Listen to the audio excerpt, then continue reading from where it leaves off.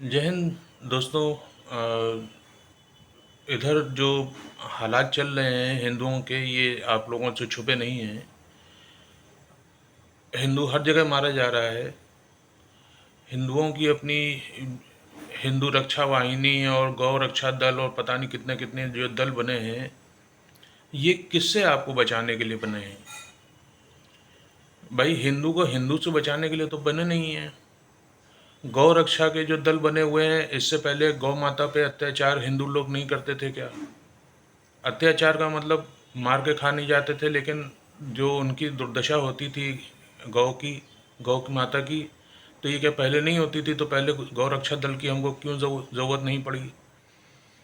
तो ये जितने भी दल बन रहे हैं, ये इतने इतने ज़्यादा हम दीवार की तरफ धकेल दिए गए हैं मुसलमानों के द्वारा कि हमको ये सब रक्षा दल अपने लिए बनाने पड़ रहे हैं। आप कई लोगों को पता होगा कि गऊ की तस्करी हो रही है, बाकायदा इस तरीके से उनको छुपा करके ले जाया जाता है कि लगता है जैसे कि जो है मिट्टी की बोरियों या सीमेंट की बोरियों के नीचे जैसे एक खाना बना करके उसके अंदर इस तरीके से गायें जो है ठूंस दी जाती हैं कि उनके पैर तक के टूट जाते हैं। तो जो लोग जानकार हैं, जो इसको फॉलो करते रहते हैं, उनको तो पता है, लेकिन बहुत सारे लोगों को नहीं पता है। तो उन्हीं की जानकारी के लिए बता रहा हूँ कि किस तरीके से गौ माता की स्मगलिंग होती है और किस तरीके से जो गौ रक्षा दल वाले हैं जब उनको दौड़ाते हैं तो उनको उनकी गाड़ी पलट जाए उस चक्कर में उनके ऊपर गौ गौ को फेंक दिया जाता है। मतलब चलती गाड़ी से गऊ को फेंक दिया जाता है। ये नहीं सोचा जाता है इस जानवर को, इस माता को कितनी जो है चोट लगेगी, कितना इसको नुकसान होगा। ये सब बगैर सोचे वो लोग ऐसे इस तरीके से फेंकते चले जाते हैं। तो खैर, जो लोग भी थोड़ा बहुत अवेयर हैं उन लोगों को ये सब बातें पता हैं। तो मैं अपने मुद्दे पे आता हूँ कि क्यों जो है हम लोगों को इतने सारे रक्षा दलों की ज़रूरत पड़ रही है। दोस्तों, इस अभी मैं कुछ कुछ समय पहले जो है सिखों के बारे में थोड़ा सा पढ़ रहा था। वहाँ से मेरी ये जो जो वीडियो बनाने की वजह पैदा हुई है, ये वहाँ से पैदा हुई है। हम जितने भी हिंदू हैं ये इतने ज़्यादा सहिष्णु हैं। हम सारे के सारे लोगों की, देखिए बुरा ना मानिएगा, एक ये मान्यता है कि जो कुछ भी है ये माया है। जो कुछ भी ईश्वर हमको दिखा रहा है ये असल में हो नहीं रहा है। और आप समझ पा रहे हैं मैं क्या आपको बताना चाह रहा हूँ कि असल में ये नहीं हो रहा है। हम लोग असल में प्राणी नहीं हैं, हम लोग असल में एक आत्माएं हैं जो अपना रोल प्ले करने के लिए इस माया रूपी पृथ्वी के ऊपर हम लोगों का जन्म हुआ है। और ये बहुत, मैं अकेले की बात नहीं कर रहा हूँ, इस तरह बहुत सारे लोग हैं जो ये समझते थे कि जो जो भी हो रहा है ये प्रभु की इच्छा से ही हो रहा है। और कुछ हमारे पिछले जन्मों का कुछ ऐसा है। और ये सब बातें हम लोग हिंदू हमेशा ही सोचते आए हैं और बहुत ही अच्छी बात है, बहुत अच्छी बात है। और ये बिल्कुल सच्चाई है जो हमारे ऋषि मुनि हमको बता कर गए हैं, इसमें कहीं ज़रा सा भी संदेह नहीं है। लेकिन अब इस समय एक ऐसा मज़हब आकर के पैदा हो गया है जो जो हमको परेशान करने पे तुला हुआ है, जो हमारी इस धारणा को का फ़ायदा उठाना चाह रहा है। तो इसी के कारण ही ये सारे जितने भी दल और वाहिनी बनी हैं, सब इसी कारण ही बनी है। मैं वापस आता हूँ सिखों की, जो मैंने आपसे बात बतलाई कि इससे पहले जो है गुरु नानक जी से सिखिज़्म को जो है हम लोग जोड़ करके चलते हैं। हम लोग मतलब ज़्यादातर जितने सिख हैं वो भी गुरु नानक जी को पहला मानते हैं अपना गुरु। और आप ये देखिए कि जो है उनके गुरुओं ने किस तरीके से अपने बलिदान दिए हैं। किसी को जलते तवे पे बैठा दिया गया है, किसी को बीच से फाड़ दिया गया है, किसी की चमड़ी उखाड़ दी गई है, किसी को कुछ कर दिया गया है। लेकिन वो बिल्कुल हंसते हंसते इस दुनिया से चले गए, ये सोच करके ये सब प्रभु कर रहा है। और सही है, चलिए मैं भी कहता हूँ कि हाँ ठीक है, प्रभु करता है। जो हो रहा है बहुत प्रभु की इच्छा से ही हो रहा है।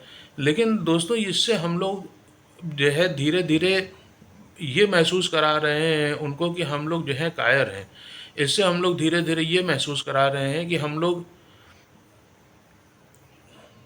सही शब्द मुझे नहीं मिल पा रहा है, कायर के अलावा भी एक और शब्द है कि इनको हम जो है जैसे चाहे मार के खा जा सकते हैं।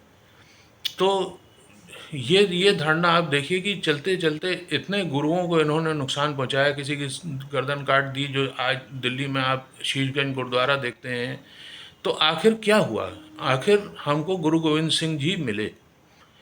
तो गुरु गोविंद सिंह जी की पैदा होने की वजह क्या रही कि उनसे पहले के उनके पूर्वजों को आप लोगों ने इतना नुकसान पहुंचाया है कि ऐसी एक सेना बनानी पड़ी, और जो कि जबकि इतनी हद बुराई हो गई कि गुरु गोविंद सिंह जी ने ये कहा कि अगर तेल के पीपे में हाथ डाल के तिल के बोरे में अगर हम हाथ डाल दें और जितने तिल हमारे हाथ में चिपक जाएं, इतनी बार भी अगर कोई मुसलमान कहता है कि मैं ईमानदार हूं तो उसकी बात का यकीन मैं नहीं करूंगा।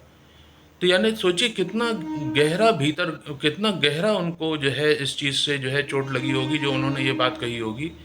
तो आज फिर वही अब मैं देख रहा हूँ कि फिर इस तरीके से गुरु गोविंद सिंह जी जो है पैदा हो रहे हैं।